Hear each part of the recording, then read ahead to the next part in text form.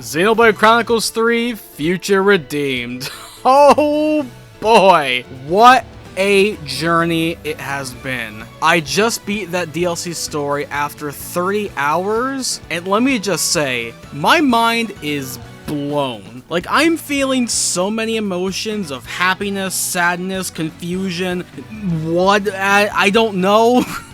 This was a crazy DLC story that sort of wrapped up everything from 1 and 2, kind of. I'm still trying to figure everything out. The point being, to me, as a longtime Xenoblade fan of 1 and 2 specifically, it was great. It's everything I wanted it to be and more, and I just want to discuss while I played in a very not super spoilery way so y'all can experience it in your own right, but this game was fantastic. You know, when they first announced it along the other DLC packs, I was very shocked because I never expected another DLC story for Xenoblade, because we had the epilogue story for Xenoblade 1 and that was pretty alright. Then we got Torna, the prequel to Xenoblade 2, and that was fantastic. Oh my god, you have not played Torna, it is very good and downright, you know, improves on some of the things Xenoblade 2 did. And now we have Future Redeemed, the prequel to Xenoblade 3, which I think adds a lot more to the story and really you understand a lot more for the character's perspective. From a gameplay perspective, it's mostly the same thing. Same general combat UI, same type classes, same environments mostly. It's mostly the same, but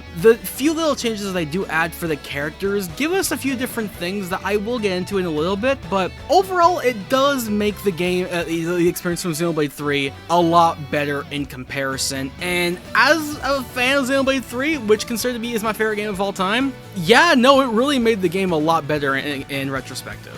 So I guess the biggest change to talk about would probably be our main cast of characters. We have an entirely, like, brand new cast as opposed to the base game. Some returning characters from other games, some old, some new, and I just want to talk about them all in general because they're very fun characters, you know. Matthew as our lead protagonist, I thought was a very strong protagonist, you know. He's not as, I'd say, emotional or, you know, down to earth as Noah is, but he's still a very fun guy, very rough and gruff, and very like, I know I'm gonna punch you to get all the answers I need, and I really enjoyed him as a character. Nicole and Glimmer being two opposing soldiers from Agnes and Kevis, they were fine. I'll be real, they're probably the weakest characters in the bunch. I mean, they did have their moments on there, but overall they were alright, but I did really enjoy Nicole in some little instances. Shulk and Rex being the returning protagonists. Listen, they were my main reason for buying this DLC pack, I'll be real. Like, seeing Shulk being voiced back by Adam Howden was great. Rex is not voiced by Al Weaver this time, but still, the new guy that they brought in was very, very good. I could totally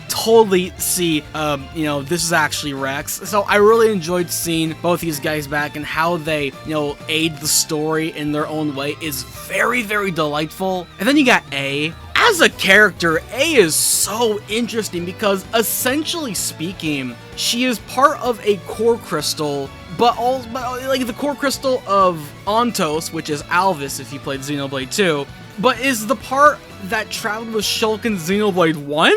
Like, I think I'm getting that right, and that's just a crazy concept right there that when I found that out, I was like, yo, this is really cool, and I love these characters working together, especially in the scenes with, you know, with Shulk and Rex talking to the younger Nicole and Glimmer. My god, those scenes hit hard so much. Just like having these, you know, parent roles and telling them, hey, listen, you can make your own future for yourself. You know, you don't need to be part of this system, the time clock system. Like, I really enjoyed their talks, and overall the characters had very strong emotions. And seeing, you know, Matthew's backstory specifically with his grandpa and his sister Niall, oh my god, it will make you cry. I almost cried, and oh my god, the emotions flew so high, and I didn't want to skip a single cutscene. Like, I never do. But these characters were fantastic, and I loved them so much, especially when they mentioned Bringer of Chaos Ultimate, Zeke's theme song. Anytime you mention Zeke in a game, I'm down for it. So that was really fun as well.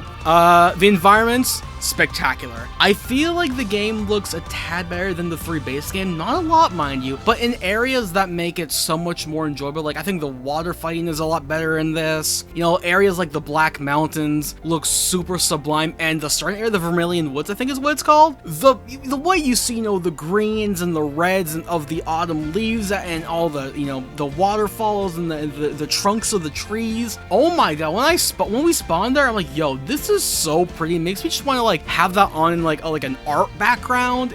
It was just so pretty and so nice. Like, oh my goodness. And that even adds to the music as well. This game's soundtrack is phenomenal. The way they'll reuse songs and, you know, do a little remix to songs and update things. Oh my god, it is so damn cool. Like, yeah, you have some stuff like, you know, you have, you know, the chain attack theme, and you have the same similar final boss theme, but you know, when you enter the Gower Plain area for the first time in this game, I don't remember the exact name, that song, oh my god, it's like, it's booming, it's bombastic, and you're like, this is really cool. The songs on like the Black Mountains and the battle theme too, it's all fun, unique compositions. I really love that. I gotta say, on those car trips home from work, I listen to those songs and I'm so pumped. I'm like, yeah, this is so cool. I love it. Almost beats Torna's battle theme, almost, but it's, oh man, the music in this game is so great. If I can praise one thing about all the games, the music is fantastic, and Future Redeemed, no exception, music is literally fantastic.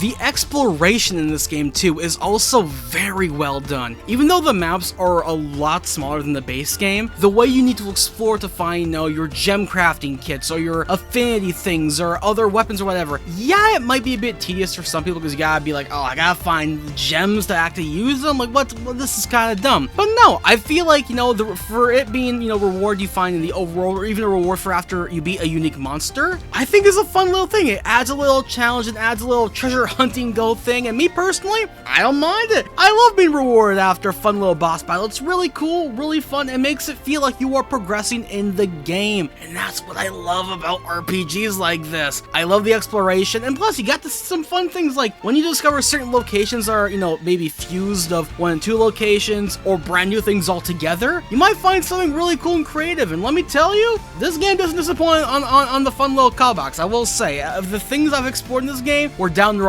phenomenal. And of course, that story, man. That story that still is making me, like, my brain is still exploding from it, where, you know, yeah, you got Shulk and you got Rex and you got N who's involved somehow, then you got Origin being a big part of it as well, and I'm just like, what is going on? They talk about the worlds fusing together and how stuff was before, and they hint to other characters from the other 2 games and what might have happened to them. We get some fun location callbacks and all that, and just like the way the story is presented, not only with the returning characters but the new characters, it's so woven together very nicely that by the end, I had a few tears in my eyes. I will admit, I'm strong enough to admit that, but like the story itself was great, and yeah, even though it's not as long as the base game, it still packed so much, you know, not only fan service, but brand new things, new questions, new lore things. I'm just like, oh my god, it makes me want to see more Xenoblade games. I might want to go play X, might want to go play Xenogears or Xenosaga, you know, just to see how everything might connect in some shape, way, or form, because my god, this series and its storytelling is top tier, and I thank you, Takahashi, for being amazing. Oh my god, I love it so freaking much. I could honestly go on and on and on for hours about how much I love Future Redeemed, because to me, it's literally one of the best DLC packs to any game ever, but I truly feel like if you want to experience this game for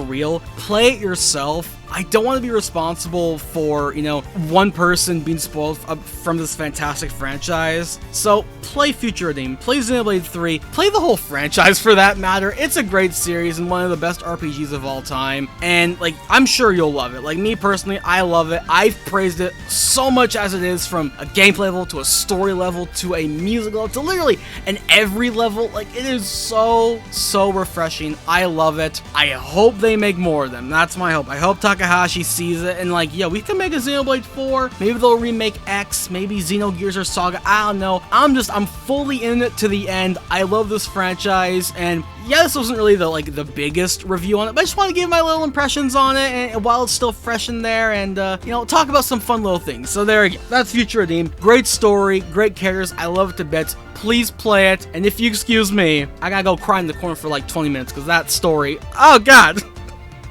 Oh god, I love it. Oh god.